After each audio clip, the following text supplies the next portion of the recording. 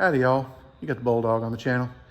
What we got here today is an '09 GMC Sierra with an LS in it. And what we got is a pretty common problem on these things. The oil cooler lines are seeping through the rubber and it's just making a little bit of a mess. It's not horrible, but I've seen these lines get bad enough to blow clear off. Not lately, but it's bad. We'll get into swapping them out. Now, as you can see down there, where it's crimped on, it's seeping a little bit around that and then permeating through the hose. Now, you can put hoses on these, but I never have, because it kind of takes a special kind of rubber to be oil resistant. And if you're going to do that, then you got to find a way to attach them things so they cannot blow off. It is just safer to replace it, since they do have replacements readily available. Now, the customer was going to do this himself, so he bought the parts, and we got a Dorman number 625501. Hopefully they're the right ones. They appear to be. There's a block down here that bolts up right above the oil filter, and then we got the quick connects up here that go to the radiator. I think, just for grins and giggles, I'm going to try to do it through this fender well. I know you can get underneath and do it, but it goes down there below the motor mount, and I think if the fender well is off, I'll just be able to see things a little bit better, and it's not a big deal to pull the wheel in the fender well.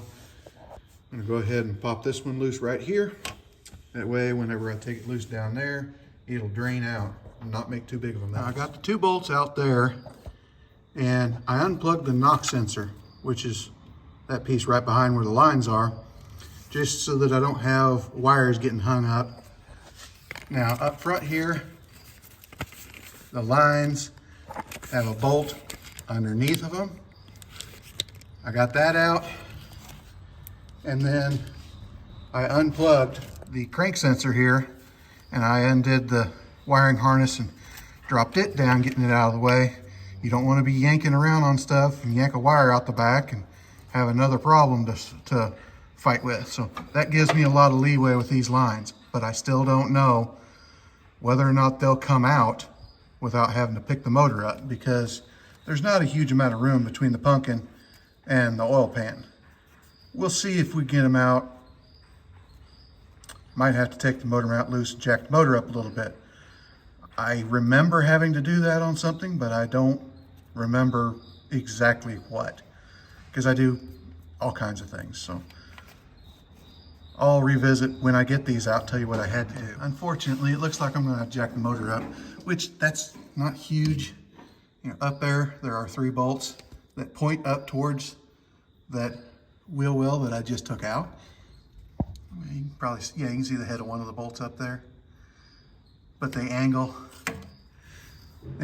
up that way, so they're pointing out where you can get to them.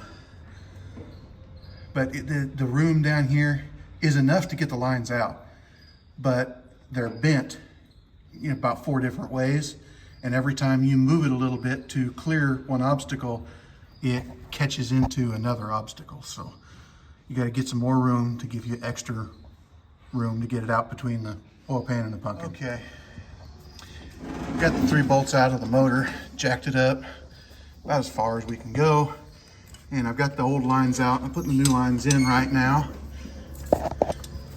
Can't see anything, but you have to jack it up quite a ways. There's the block, and you just have to keep going up until you can get just enough room to wiggle everything and slide it out this way. And when people wonder, people are usually complaining that, you know, they can't see anything, they can't see anything, can't see anything. I can't either. And more often than not, whenever you're doing this to show it on camera, you have to be where my eyeballs are, or you have to be in front of me like this with the camera, and I'm using both hands to hold something, and I've got the deal sitting right here. With a GoPro, it might be a little easier, but then you can't see what you're doing because it's under your chin or something like that. That's why it's difficult to see on here. But no matter what, there is no substitute for getting into it. This one, it looks easy until you get into it. And then you find out, well, this won't work because this is in the way. And then the more you try to get one thing out of the way, the more something else comes in the way. That's why it's difficult. I'm gonna get this thing bolted up, and then I'll drop it down into the motor mount cradle, and we're gonna hook up the lines afterwards. The lines come out forward. They do not go out the back.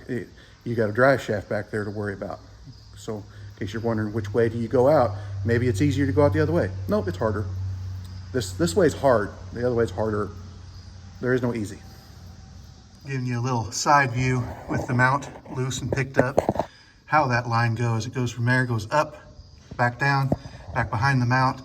The knock sensor wiring goes back there. Also be careful of that when you put everything back down so you don't pinch it.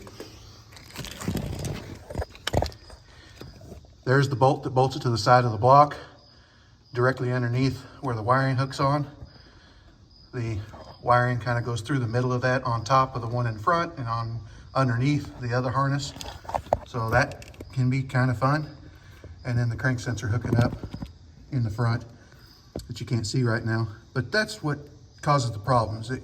You got all these 90-degree bends, and when you move it a little bit so that you can clear something like that there, you got to go down to go around the mount.